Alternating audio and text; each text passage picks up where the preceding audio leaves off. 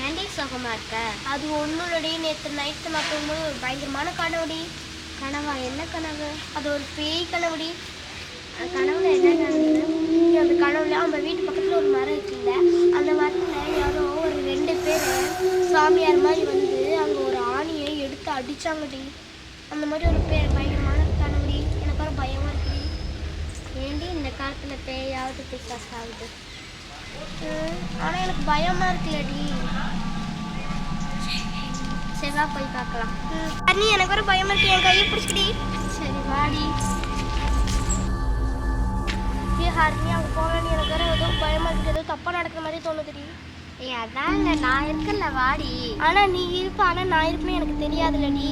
அட வாடி. ஏன் வேண்டாம். வா. ஏன் வேண்டாம்.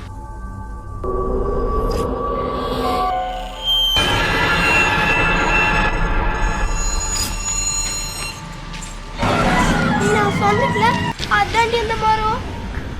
சரி வா போய் பார்க்கலாம். பாரு, நான் சொன்ன ஆணி எங்க இருக்குடி, எனக்கு ஒரு பயமா இருக்கு. நான் ஓடி போயிடுவா. என்னடி? ஏய் அதெல்லாம் ஒன்றும் இல்லடி, இங்கே வேலை செய்வங்க யாராச்சும் அடிச்சிருப்பாங்க. ஆணி குத்தி இருந்தால் ஏதாச்சும் இருக்குன்னு அர்த்தமா? இரு. ஷாக் அடிச்ச மாதிரி இருக்கிறேன். எனக்கு எதுவும் தப்பா தோணுது, வாடி போயிடலாம். இருடி நான் தொட்டு பார்க்குறேன்.